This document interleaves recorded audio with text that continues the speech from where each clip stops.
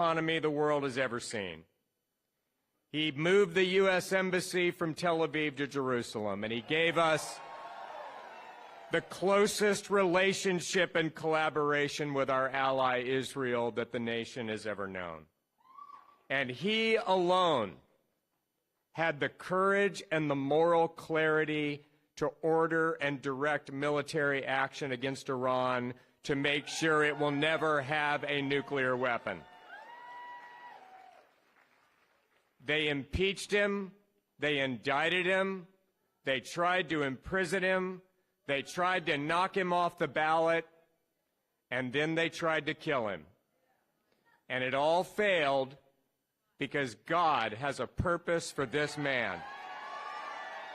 And it is to save our nation.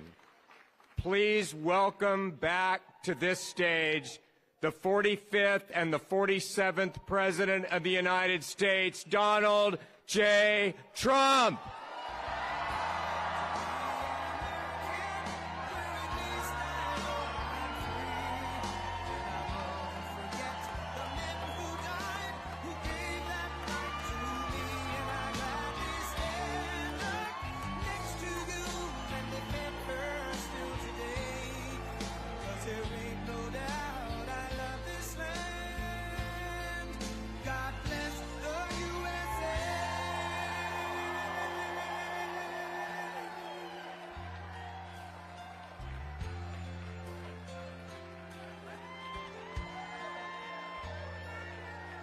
From the lakes of Minnesota to the hills of Tennessee, across the plains of Texas, from sea to shining sea, from Detroit down to Houston, and New York to LA, where there's pride in every American heart, and it's time we stand and say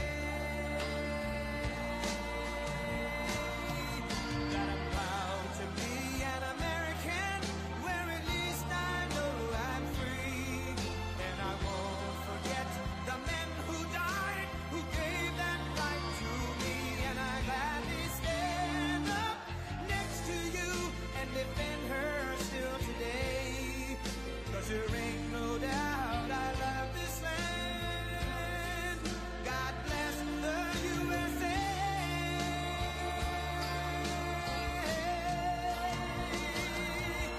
And I'm proud to be an American, where at least I know I'm free.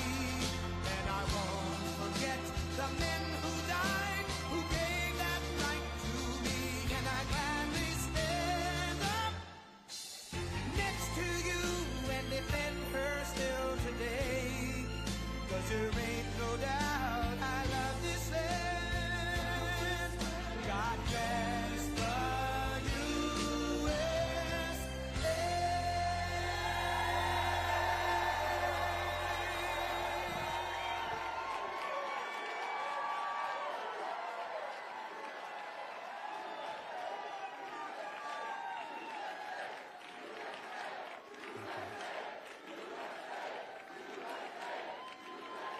Thank you.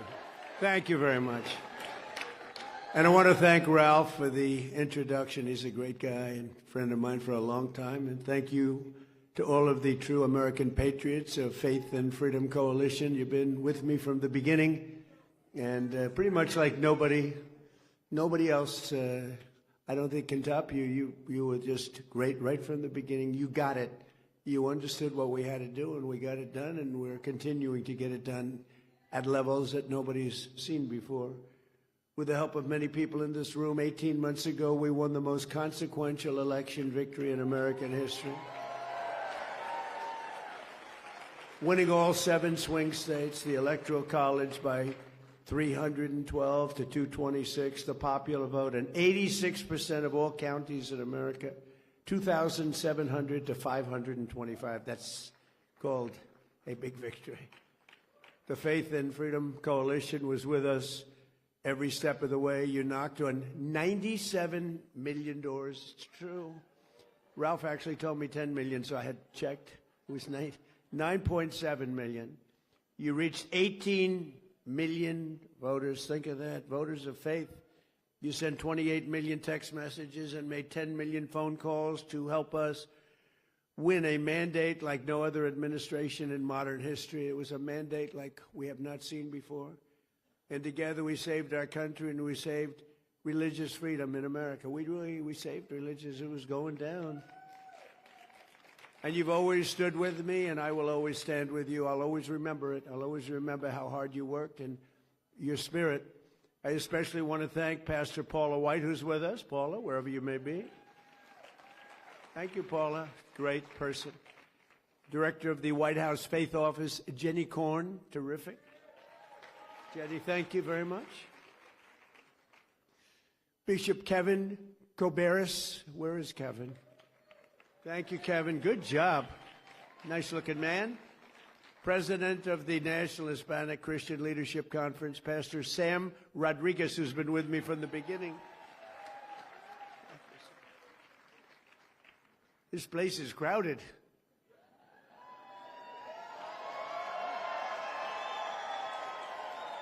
I remember this place not so long ago.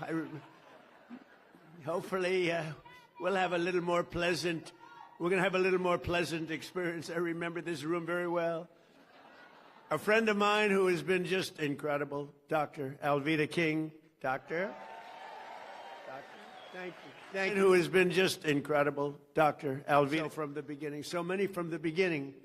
You can tell so much. The ones from the beginning, I don't know, they tend to be the ones, they're the ones they stay, and they stay like nobody. And we appreciate all of those people. An ambassador to the United Nations who's doing a really great job. Mike Waltz, he's around here someplace. Mike, doing a really good job. And just over 1 week from now, we will celebrate the 250th anniversary of the Declaration of Independence, marking 2.5 centuries of glorious American freedom. And thanks to the extraordinary work and incredible devotion of patriots like those people in this very, very crowded ballroom, today I can proudly report that on the edge of our 250th year, America is back. It's back. It's back. I believe better than ever before. And I'm especially pleased to say that, likewise, religion is back in our country, bigger and stronger than it has been in many, many years. Been reading all of those reports. Religion's really, it's going up. If that were stock, we'd be very, very rich, all of us. It's been great to watch. And as I've said before, to be a great nation, you have to have religion and you have to have God in your nation. If you don't have that, it just doesn't seem to work out, does it? And we have it. We have religion and we have God now. Remember when I first started, 2016, they wanted to take the Christmas out of Christmas. Remember that? We ended that little drive, but we ended a lot of other drives too. From the very beginning of our country, American greatness has been forged by people of faith, and the very first settlers who set foot upon this new world at Jamestown got off their ship, raised up a cross, and bowed down to the Lord in prayer. It was faith that strengthened the Minutemen and who stood up at Lexington Green and Concord Bridge in Philadelphia 250 years ago. Next week, our founders invoked the Creator 4 times in the Declaration of Independence. 4 times. I wasn't mentioned once. I'm very upset. Not once. Faith pushed the pioneers to journey west. Faith led Americans to abolish slavery, and faith built this country into the most exceptional nation in the history of the world. It was going very badly a couple of years ago, very badly, but it's back really strong. But we have to be very careful because bad things are happening. Could I watch what's happening? And we're going to be discussing that in just a minute. Americans have always deeply believed in the promise of Christ's words in the Gospel of Matthew. With God, all things are possible. With God, all things are possible, right? All things. That's why as we prepare to enter the 250th year last month, tens of thousands of patriots came together on our national mall, and we officially rededicated America as one nation under God. And we're not changing. We're not changing. And we always have been, and we always will be. We're not going to let them take it away. But as we celebrate this anniversary, we must also remember that our country could have been marking this occasion under very different circumstances. The last administration carried out a reign of persecution and repression against Christians and people of faith like America has never seen before. It's terrible. They turned a nation founded on freedom for believers into a place where Catholics were targeted by the FBI, where pro-life grandmothers were put in jail for praying, and where members of our military were thrown out of the armed forces for their religious beliefs. The radicals responsible for these offenses would have loved nothing more than to mark America's 250th anniversary by driving God from our public square once and for all. They wanted to do that. I don't know how anybody could vote for these people. They were so bad, they were so evil, and yet in many ways incompetent, certainly incompetent on policy, open borders, transgender for everybody, men and women's sports, just grossly incompetent ideologies, and so many more. But they did not get that chance because they lost an election in a landslide, and we won an election in a landslide. And while I am in the White House, I will defend Christians and all Americans of faith 100%. You have it 100%, and you've seen it already. So upon taking office, I created the first ever Presidential Commission on Religious Liberty, led by Texas Lieutenant Governor, a great guy. I don't know if he's here. I know he's coming over to my office in a little while, a thing called the Oval Office, beautiful office. Lieutenant Governor Dan Patrick, and my friend, Dr. Ben Carson.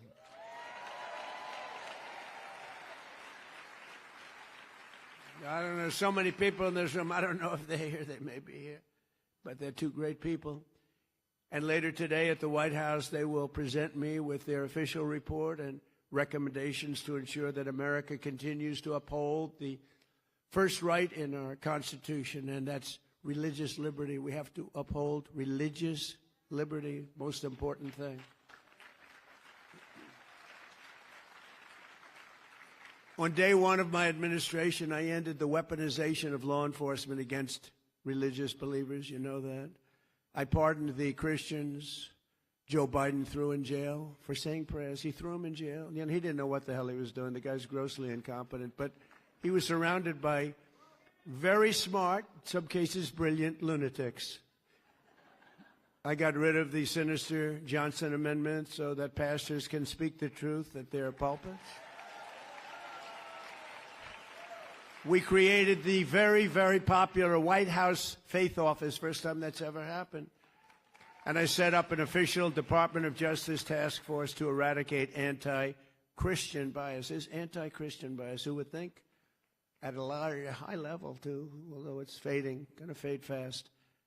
That task force just produced a new documentary revealing the abuses of religious freedom that they uncovered. It's called By Dawn's Early Light, and it's out right now, and it's really supposed to be, I have not seen it, I cannot tell a lie, I have not seen it, but I've heard about it, and I hear it's great, and I will see it, I hope soon. I also signed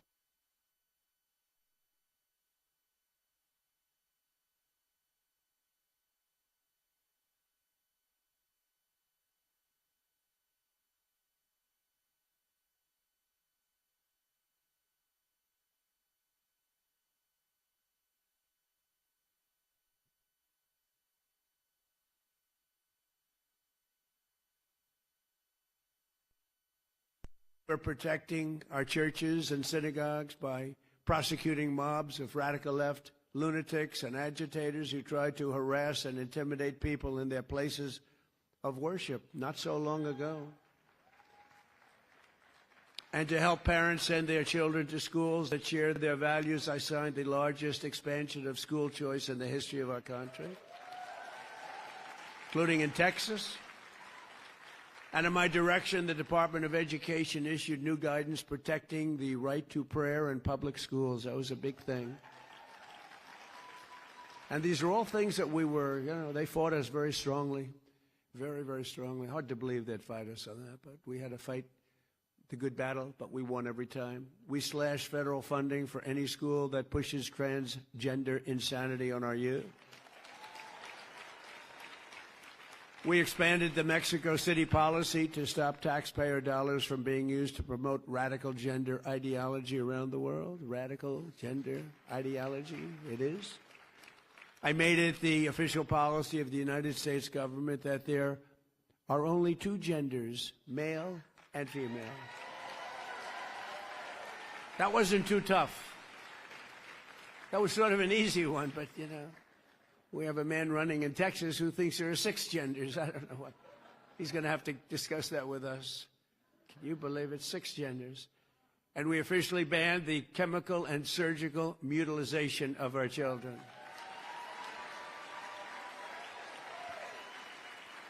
And now we have to pass the Save America Act to protect our sacred American elections. Have to pass it.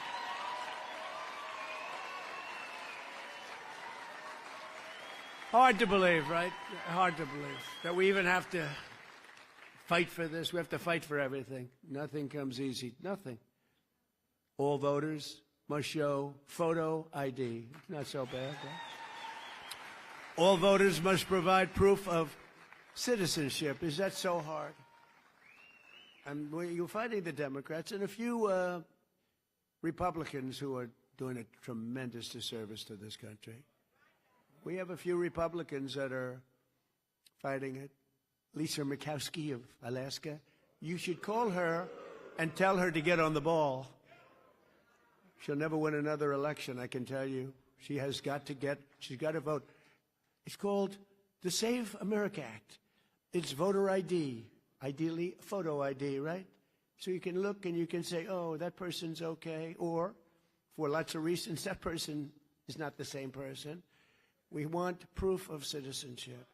And we want no mail-in ballots except for illness, disability, and military deployment or travel. We'll be very judicious. Look what's happening in California, where the ballots still aren't in. They're still not. Can you believe it? Weeks afterwards. You know what's happening? They're cheating. The kid won, or he was certainly in the top 2. I don't know him. I never met him. Spencer Pratt. And he went away quietly. We didn't go away quietly, but he shouldn't go away quietly. He should protest because it was, in my very strong opinion, that was a rigged election. That kid should be in the runoffs. The woman who edged him out after like a long time, days and days. And then you'd hear reports, Spencer Pratt is not doing so well, even though he was strongly in the lead. And then you hear, Spencer Pratt has a 20% chance of being in the runoff. I said, they just rigged the election. And then you hear that a woman who nobody ever heard of is in the runoff, not him. And then they tried to hurt Steve Hilton, too. And I called the U.S. attorney and I said, you have to look into this because Steve Hilton did great. He's running for governor. And you could see it. The election was there. He was doing great. Then day after day, you'd hear reports about vote counting. They go on for weeks. You know, Colombia just had an election. The country of Colombia, 30 million voters. And I endorsed. I'm endorsed. We do so well with endorsements, like almost 100% success. But I endorsed somebody running, El Tigre. El Tigre. I liked him. You know why? Because he likes me. I don't know. He used to talk about Trump. I like President Trump. I don't know. How can you not let? So I endorsed him. I didn't know. He was in way down the list. He was not going to win. No chance of winning. I endorsed him, and he won. Did he just announce he won? But think of it. They had 30 million votes. By 9:30 in the evening, every single vote was counted, and there were no complaints. He won. Every vote was counted. Here we are in California. They're going to go for weeks and weeks and weeks. And you know what they do? They cheat. How many votes do we need? How many votes? That's why they take their time. How many votes do we need? Okay, here they are. Honestly, it's terrible. We're a third world country with elections. And we will also enshrine a permanent law that says very easily and succinctly, no men in women's sports and no transgender surgery for our children. Never forget, if the radical left ever gets the chance, they will bring all of this insanity right back at levels that you've never seen before. You will never have seen anything like it if they ever get their chance. And they're trying like hell. I call them the Democrats. I exchanged an E for a U. The Democrats. And it's trending #1, the word Democrat. I just can't believe I didn't think of it 9 years ago. I should have thought. The Democrats, they are horrible. They want to resume the transgender mutilization of our children. They want to restart the war on Christians and churches. And as you saw with the communists elected in New York City recently, they're communists, they're not social democrats. They want to completely destroy the traditional American way of life. Communism is very easy to sell. It destroys everything, but it's very easy. I'll be honest, I think I'd be the greatest communist in history. I'd give free rent. Ladies and gentlemen, from now on, you don't have to pay any rent. From now on, anybody wants a house, don't worry about it. Just pick the house you want. Everybody gets free food. Everything is free from this point forward. Everyone's going to vote for me. The problem is, after 2 or 3 years, the country is a disaster area. The country fails. They always do. It always does. So easy to sell. That first year, boy, you're the most popular. It's happening right now in New York and California. But you'll start living in squalor. You'll live in squalor. There will be no food.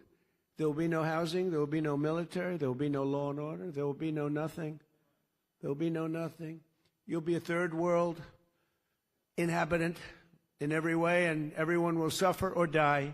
You'll suffer or die. That's what happens. For thousands of years it's been happening by different names.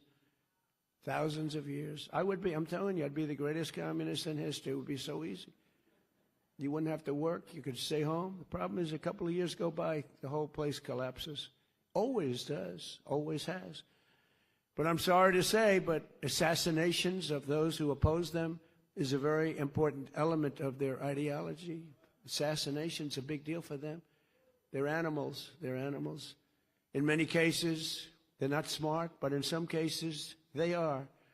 It's easy for them to get followers because they make promises that they know they can't keep, and the Democrats aren't fighting back. That's why they're dumb. They're not fighting back. They're afraid. I watch Schumer. He's afraid to fight. I watch guys that are pretty normal, and guys that we oppose, they're afraid to fight. The Democrats have taken a tremendous turn left, and many of these people, I looked at some of the people that got elected the other night in New York. These are in many ways stupid people, in some ways and intellectually probably pretty smart, but they're people that want to destroy our country. They hate our country. They hate our people. They hate the Democrat Party. The Democrat Party is in big trouble because this isn't stopping with New York. This is going on. It's too easy to get elected, giving everything away. Too easy to get elected. Very dangerous. But you'll soon have nothing left. That's the problem. In many ways, they're allowing them to just go their own way, do your own. We don't want to take a chance on saying anything bad because we're afraid we're going to lose our jobs if we do. They're afraid they're going to lose their election if they even think about saying anything bad about this new breed of sick people. They're not smart enough or tough enough to fight the plague that's happening. It's happening right before your very eyes. If they fought them the way they fight Republicans or the way they fight me, they'd be victorious. They didn't beat us, but they'd be victorious against the communists. But they don't have the courage to do so, so they're turning communists themselves. It's becoming a communist party. These are not social democrats. These are hardcore, godless communists. They're godless communists. All communists are godless. They don't believe in God. This is the most serious threat to our country since its existence, in my opinion, 250 years ago. This is a major threat to our country. It isn't something that's easily solved, but with a little love and help, some hard work. Because it's ironic, we're celebrating a very important birthday, our most important birthday so far, 250 years. And instead of speaking about Christ, And instead of speaking about freedom and victories of all different kinds, we're speaking about yet another threat to the foundations of America. These ruthless communists will attack all religions, but in particular Christianity. They always do. They're after Christianity more than any other religion. It seems to be more and more throughout the world, maybe because we're doing so well. I don't know. Maybe if we weren't doing well. But you see the numbers, how they're growing, how the churches are filling up. It's a beautiful thing to see. I mean, look, it happens to be during my presidency, so I don't mind taking credit for it. I'm very proud. But a lot of great things are happening. All communist countries attack religions violently. It's part of their deal. As you know, we recently struck Nigeria and largely ended the slaughter of great Christian populations. They have a great Christian population. They were being butchered. Thousands and thousands of people were being killed. Children, women, old people, just being slaughtered, hatched to death. They know that if they go further, the attack will be far greater, and that they don't want to really get involved anymore so much. You know, we hit them very hard. We knocked out their leader. We knocked out their second leader and their third leader. Sounds a little bit like Iran, actually. That's all about a different cause that we have to do, because we cannot let Iran have a nuclear weapon. Can't let it happen. So I'm saving Christians throughout the world, even though we are not in those various countries where you read about this. But they'd like to make our country just like those countries. That's where they started. They started right where we are right now. But I'm saving them by hitting these terrorists very violently and very hard. We're hitting them very hard by the greatest weapons on earth, taking them out. We know where they are. We hunt them down and we take them out. Think of it. They go into a village and they just kill everybody. It's like crazy. They will close your churches in this country. They go communist, and they're trying to. They will kill your people, and that's what they're about. They want to end religion. They have to end religion because their ideology doesn't work if you have strong religion, people like you that are so incredible and love our country so much and love God. This is the greatest threat to our country since its founding, in my opinion, 250 years ago, what's happening right now. It's the greatest threat. People don't look at that, well, oh, 3 people were elected. No, it's many more than 3 people. And the other people are being swayed because they don't have the sense to see what's happening. They don't have the sense. Their followers are not leaders, even though they're politicians, in some cases successful ones. For the first time in history, the powerful Rent Stabilization Board, as an example, that sets rents in New York City, just happened today. They've done it for years and years, and they've been very far left. They're run by Democrats, and they give landlords a hard time for years and years. It's called rent control. They give landlords a hard time, but they always give some increases so they can survive. But they just came out, first time ever, with a ruling, 0 rent increases for landlords, 0 for the next 2 years, despite the fact that energy, supplies, real estate taxes, and just about everything else has gone up. They're supposed to allow you to have that. 0. They're giving them none. They're basically confiscating their property. And the one representative for the landlords who's on the board, I think they have 8 or 9 people on the board, and you had one who was representing one out of like 8. But at least you had somebody. But that person walked off in disgust, walked off and got booed. Mayor Mamdani, who came to the White House and seems like a nice guy, but he said he was going to do this in his campaign. Nobody thought he was serious. He said he was going to make sure that people don't have a rent increase, even though energy went up. It's going to come down. It's coming down fast right now. I hope you're watching what's happening. We had a low number just now, $69 a barrel. That was, some people said it was going to be $350 by now. 69, it's going to be 300, 350. Never hit those numbers at all, even in the height of it all. But what the mayor doesn't say is that these buildings will soon turn into ghettos and slums, and that everybody will continue leaving New York. And as this spreads throughout the country, very much like an uncontrollable form of cancer, the country itself will be taken down. It will be third world, strictly third world. And it's happened many times before to very big and very powerful countries. But it's not going to happen to the United States of America. No way.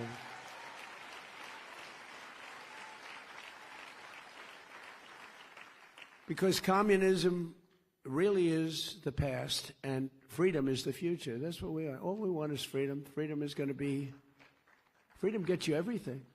Everyone needs to get out and vote in the midterms. We have to win this election. This election is very vital. If we don't, everything that we've gotten so much. I mean, religious liberty, but we've gotten so much. Our military is the strongest in the world. I built it during my first term, strongest in the world. And people respect us again. They respect us maybe like never before. We were laughed at a year and a half ago. We were laughed at. And now we're the most respected nation anywhere in the world. And in our 250th year, we will make our nation stronger and safer, better, more prosperous, and more faithful. Very important, more faithful than ever before. Today we have the largest economy on earth. We're expanding at a degree and to a degree that nobody thought possible. They never thought what we're doing for the last year and a half. It's only a year and a half. What we're doing for the last year and a half, nobody thought was possible. We have the strongest military on earth. We have the most powerful technology on earth. We're winning on AI. We're winning with automobile manufacturing. Do you see how many plants are coming back into the United States? Tariffs. If they don't come in, they have to pay massive tariffs. Make your car outside, but you have to pay massive tariffs to come in. If you build your car in the United States using U.S. workers, our great American workers, you don't have any tariffs to pay. So they're all pouring in. It should have been done years ago by other presidents. We have the greatest culture on earth, and above all, we have the greatest people on earth. We do. We have the greatest people. But think of it. I was with the King of Saudi Arabia, and he said, Mr. President, 2 years ago, your country was dead. It was a dead country. And today, you're the hottest country anywhere in the world. It's amazing what's happened. We were laughed at. We were laughed at. We had a man who couldn't speak, couldn't think. He didn't know what the hell was happening. Kept falling down all over the place. If he was standing here now, he would have been off the stage before he started. But if he was standing here now, he wouldn't know how to get off the stage. You had to lead him off the stage. It was a disaster, and it was a rigged election. But we did it again, and we got it right. Too big to rig. We made it too big to rig. It was a rigged election. And look what happened because it was a rigged election. 25 million people came in, many criminals, murderers, 11,808 murderers, more than 50% of who created more than one murder, murdered more than one person. These are not going to be the citizens of our country. There's not a thing you can do to change that. But drug dealers at the highest level, the worst, some of the worst people on earth came in through open borders. Joe Biden's, but really it was the ideology's open border policy where everybody could come in. They came from all over the world. They emptied their prison populations into the United States of America. Think of that. But we're getting them out. We're getting them out faster than anybody can imagine. And we're going after the bad ones first. We're getting them out. Last week, we signed a historic agreement to accomplish what no president has ever been able to accomplish before, that Iran will never have a nuclear weapon. We're not going to let that happen. And thanks to the power and skill of the United States Armed Forces, Iran today has no Navy, no Air Force, no anti-aircraft capability, no radar, virtually no manufacturing. Their drone capacity has been cut by 82%. Their missile capacity has been cut by 80%. Their rocket launchers have been cut by 90%. Their leadership has been killed a first time, and their leadership has been killed a second time. And nobody wants to be the leader of Iran anymore. They said, who would like to be the president? And everyone said, no, thank you. It's amazing. And then the fake news, like the New York Times, which is a failing publication. But the fake news, ABC, so bad. ABC television network, fake ABC, NBC, CBS, CNN. They actually said for a little while, it didn't play well, that Iran was much stronger today than it was 4 months ago. Think of it. They have no Navy. They have no... They said they're stronger. They're dying to make a deal. They're giving us a lot. They should have been done over the 47-year period that they've reigned with terror.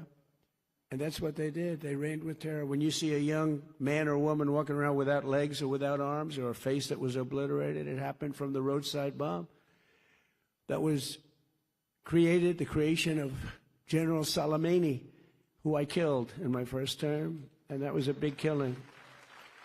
He was a mad genius, but he was going to knock out 5 of our military installations. I found out about it. And in all fairness, Israel was supposed to do it with us, and the night before that took place, we heard from Israel that they will not be doing it. They don't want to do it. And I said to a couple of generals that we had who were very good, I said, what do you think, generals? Can we do it? Because we worked on it for 30 days, worked on it with Israel. They said, we'll do it, sir. Can we do it as well? We'll do it better. And he was dead the next day. He was dead in the valley of death. He died in the valley of death. We had him all. We knew when he was coming, where he was coming, how he was getting there. We knew everything, but we lost our partner. I don't blame them that much, to be honest with you, because it's tough stuff. But they told us the night before they won't be doing it. We did it ourselves, and we did it so incredibly well. We also took out the head of Iraq's ISIS division, and we took out both of them by luck with Iraq. But had he lived, because he was a brilliant general, very sick man mentally, but he was a brilliant general, it may have been a different story. I don't think so. I think we would have knocked the hell out of him whether he was there or anybody else was there. But he was a brilliant general. It's one of the biggest things ever to happen in the Middle East, the killing of Soleimani. People have said it's the biggest thing to happen in 100 years because he was a dominant force. I actually think that Khomeini and all of the people in Iran were happy about it because they were afraid of him too.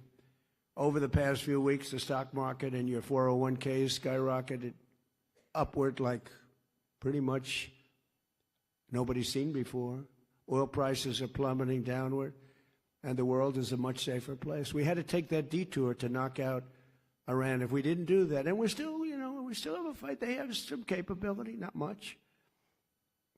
They're not winning or anything, but they have some capability. They can still shoot. You know, they shot a drone yesterday at a big ship going into the Hormuz Strait. They shot 4 of them. We knocked down 3 of them. One of them, I guess, we didn't miss it. Nobody saw it coming. And it hit a ship and did some damage. But you can't do that stuff. But very soon we're going to be at $2.50 gasoline. You know, I was in Iowa making a speech the day before we did the attack. And again, we had to turn it around. Everything was going so well. It's like, you're doing so well. We have the best economy. Everything's great. And I brought my people into the room, my financial people and other people. I said, listen, we just set a record in the stock market. We just set a record in every single thing, including 401ks. Your 401ks, most of you have 401ks, are at the highest they've ever been, everything. But this was true 3.5 months ago, before the attack. Everything was good. We had records and everything. We were doing great. And I said, I hate to tell you, but we're going to have to take a detour. We're going to have to go to war or go to a military operation, which my people would prefer that I use as a term because war means things that they don't like. But whether you call it war or not, it is what it is. And we're going to go down to the Islamic Republic of Iran, and we're going to have to hit them very hard. And don't forget, when Barack Hussein Obama did the JCPOC, if you look at that, Barack Hussein Obama, have you heard of him? He was a disaster. He was a disaster. He gave them $1.7 billion in cash, $1.7 billion in cash, and tens of billions of dollars. Gave it to Iran. Thought he could buy their friendship, and it was just the opposite. They used the money and they built missiles and everything else. And I terminated the JCPOA was his agreement. It was the Iran nuclear deal. It was a disaster. By the way, it expired a long time ago, but I terminated it long before it expired. If I didn't do that, Iran would have had a nuclear weapon. If I didn't send the B-2 bombers in 10 months ago, they would have had a nuclear weapon. We obliterated that nuclear dust. Very important. And then you wouldn't have Israel. Israel would be gone. I know you have a lot of good fans of Israel in this room.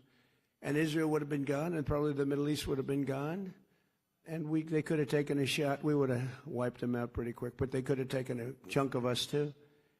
But in my first term, I created the greatest economy in the history of the world. The first term was a great success and rebuilt the military, did everything.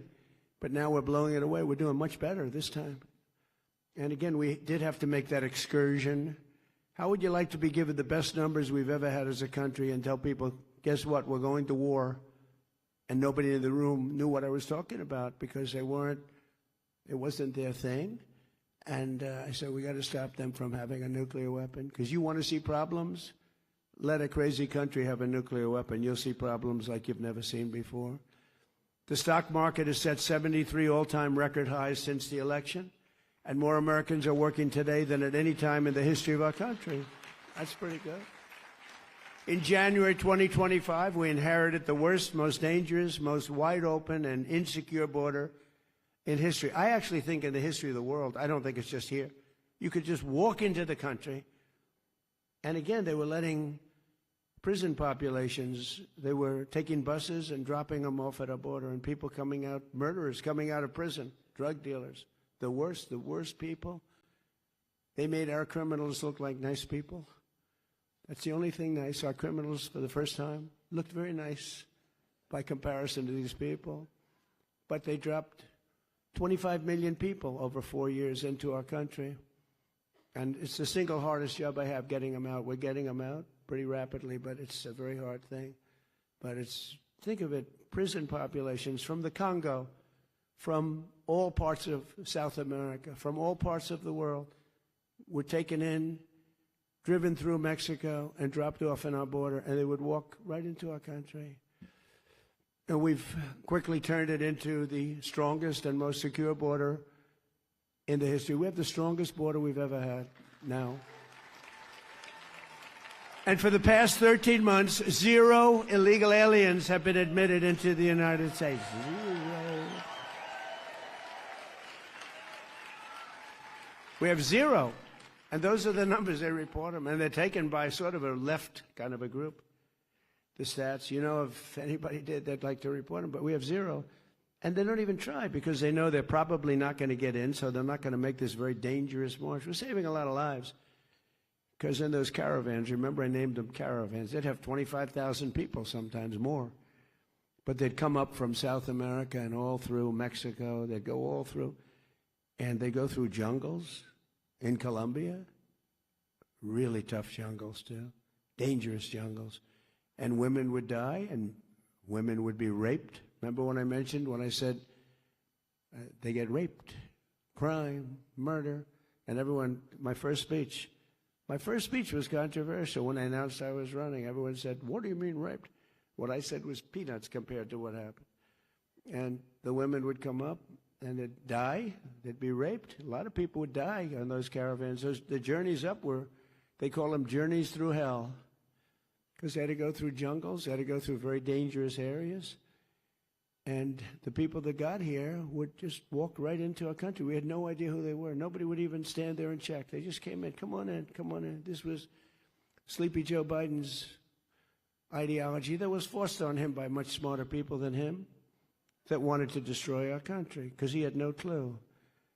But with the help of our law enforcement heroes in 2025, we achieved the largest drop in the murder rate ever recorded in our country's history 125 years ago. Think of that,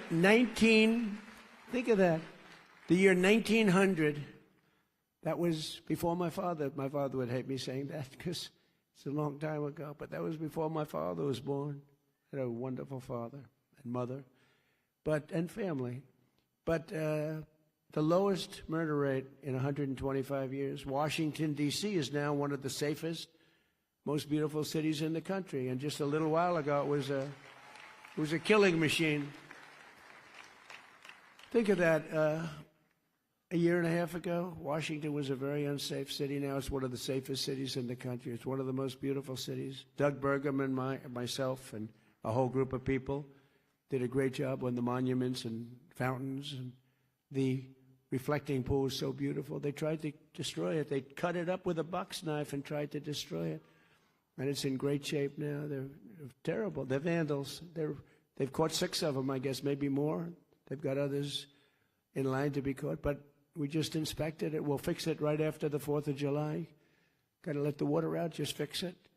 But we caught them. They would cut it, and they would grab this very expensive and very good material, totally waterproof, and they rip it.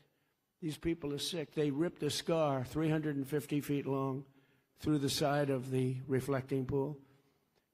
These are the people we're dealing with. These are the people that want to destroy our country. But we've invested a record $1 trillion in the United States Armed Forces, and we're going this year for $1.5 trillion, all made in the USA. And something that's so exciting, the recruitment. You know, if you go back a year and a half, 2 years ago, you could not get anybody to join the Army, the Navy, the Air Force, the Marines, the Coast Guard, Space Force. You couldn't get anybody to join.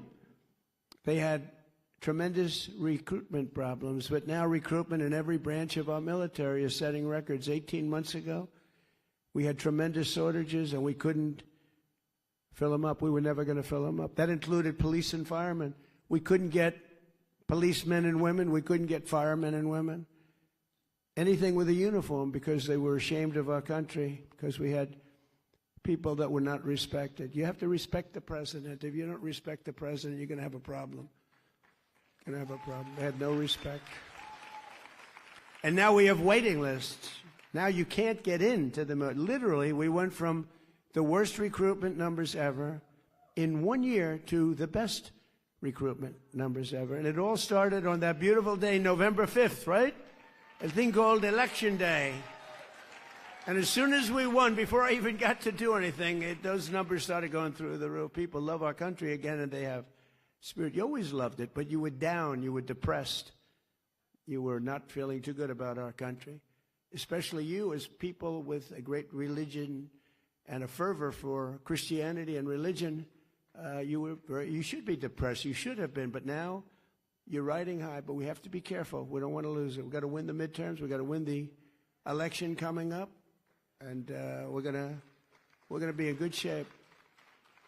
But you have to expose them. If you don't expose them, I mean, I stand here and I expose them. Some people don't do it right. They say they're going to get free rent. Well, that's okay to say, but everyone's going to vote for them, except for a few of the people in this room.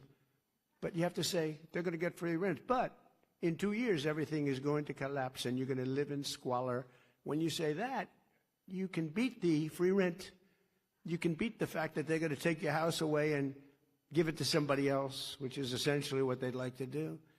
But it's happened so many times over the years with really powerful countries, and we're not going to let it happen. So we have the strongest and most powerful military anywhere in the world. I built it in my first term, using it a little bit in my second term. And we're once again using it to defend America's interests and American values. Look at what happened in Venezuela. We have a great, and by the way, we're helping Venezuela. They had a tremendous earthquake, a lot of people killed, and unbelievable, right in Caracas. And we have a lot of people over there helping. But Venezuela's been fantastic. We've had a great relationship. It was a one-day war. We hit them so hard, and one-day war. Now we've taken out millions of barrels of oil, and we've paid for the war many times over. But just as importantly, they are doing better than they've ever done. They're making more money than they've ever done. They've never made the money that they're making now. And it's really, I mean, outside of what happened last night with the terrible, that was terrible what happened. It was a big earthquake, knocked down buildings. But outside, it was really, it's a happy country again. The people are happy. They're dancing in the streets. The people running it are doing a very good job. The United States has never been stronger. We have never been wealthier. We've never been prouder to be an American. Since 1776, America's story has been a tale of freedom, overcoming oppression, good defeating evil, and faith overcoming every challenge and every foe. We had everybody was winning, and we're going to continue. Stronger, maybe stronger. One generation, think of it, just one generation after our war of independence, the British tried, and they really tried hard to conquer America in the War of 1812. That didn't work out too well. But they failed, and the cause of freedom won, and it continues to win. The War of Survival ultimately gave America our national anthem and our Star-Spangled Banner. Many Americans know the story of Francis Scott Key writing the words of the anthem and watched the flag under attack, and he wrote those beautiful words. But what few realize is that the very same poem also inspired our national motto. The fourth verse of the song ends in these words, "And this be our motto, in God we trust." In God we trust.